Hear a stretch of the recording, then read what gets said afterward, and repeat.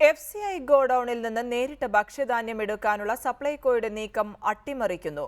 കൊല്ലം FCI ഗോഡൌണിൽ സപ്ലൈകോയുടെ ഭക്ഷ്യധാന്യങ്ങൾ തൊഴിലാളികൾ തടഞ്ഞു. 2 കൂലി ആവശ്യപ്പെട്ടാണ് തൊഴിലാളികൾ സമരം നടത്തുന്നത്. FCI വഴിയുള്ള ഭക്ഷ്യധാന്യങ്ങൾ സാധാരണ കോൺട്രാക്ടർമാർ വഴിയാണ് സപ്ലൈകോയിലേക്ക് എത്താറുള്ളത്. സപ്ലൈകോയ്ക്ക് ഈ ഇനത്തിൽ വൻ ചിലവ് വരുന്നത് മൂലം ഇത്തവണ മുതൽ FCIയിൽ നിന്ന് നേരിട്ട് ഭക്ഷ്യധാന്യം എടുക്കാൻ സപ്ലൈകോ തീരുമാനിച്ചു. ഇതിന്റെ ആദ്യപടിയായി കഴിഞ്ഞ ആഴ്ച മുതൽ സപ്ലൈകോ കൊല്ലം FCI ഗോഡൌണിൽ നിന്ന് ചരക്കെടുത്തു തുടങ്ങി. എന്നാൽ ഇടപാടുകാരെ ഒഴിവാക്കിയുള്ള സപ്ലൈകോയുടെ നീക്കത്തെ തുരങ്കം വയ്ക്കുകയാണ് ചില കരാറുകാർ. അന്ത്യോദയ അന്നയോജന പദ്ധതി പ്രകാരമുള്ള ഭക്ഷ്യധാന്യങ്ങൾ സപ്ലൈകോയിലേക്ക് എത്തിക്കുന്നത് തൊഴിലാളികൾ തടഞ്ഞിരിക്കുകയാണ്. 2 കൂലി ആവശ്യപ്പെട്ടാണ് തൊഴിലാളികൾ സമരം നടത്തുന്നത്.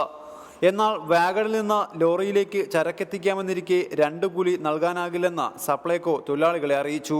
ഈ APL വിഭാഗത്തിൽപ്പെട്ട ആളുകൾക്ക് ഹോൾസെയിലുകാർ തന്നെയായിരുന്നു പൈസ അടച്ചുകൊണ്ടിരുന്നത്. പക്ഷേ ഇപ്രാവശ്യം അല്ലാതെ ഗവൺമെൻറ് നേരിട്ട് അടച്ചിരിക്കുകയാണ്. എന്നാൽ ഇവിടെ സാധനം എടുക്കാൻ വേണ്ടി ഹോൾസെയിലുകാരും എത്തിയിട്ടുണ്ട്. കൊട്ടാരക്കര കരുനാഗപ്പള്ളി ഭാഗത്തുള്ള ഹോൾസെയിലുകാരും സാധനം എടുക്കാൻ എത്തിയിട്ടുണ്ട്. എങ്കിലും അവരുടെ നിലപാട് ചില മേഖലകൾ വെച്ച് നോക്കുമ്പോൾ സംശയാസ്പദമാണ്. കാരണം ഈ തൊഴിലാളികൾക്ക് അട്ടിക്കൂലി എന്ന് പറയുന്ന ഒരു ഏർപ്പാടുണ്ട്. ഈ അട്ടിക്കൂലി എന്ന് പറയുന്നത് സുപ്രീം കോടതി നിരോധിച്ചിട്ടുള്ളതാണ്. നേരത്തെ ഹോൾസെയിലുകാർ ഈ അട്ടിക്കൂലി കൊടുത്തായിരുന്നു എടുത്തുകൊണ്ടിരുന്നത്. 16 ഗോഡൌണുകളാണ് FCIക്ക് സംസ്ഥാനത്തുള്ളത്. മറ്റ് 15 ഇടങ്ങളിൽ കൂടി ഇതേ രീതിയിൽ സപ്ലൈകോ ചരക്കെടുക്കാമെന്നിരിക്കെ തുടക്കത്തിൽ തന്നെ തൊഴിലാളികളെ ഉപയോഗിച്ച് പദ്ധതി അട്ടിമറിക്കുന്നു എന്ന ആരോപണം ശക്തമാകുന്നു. റിപ്പോർട്ടർ, കൊല്ലം.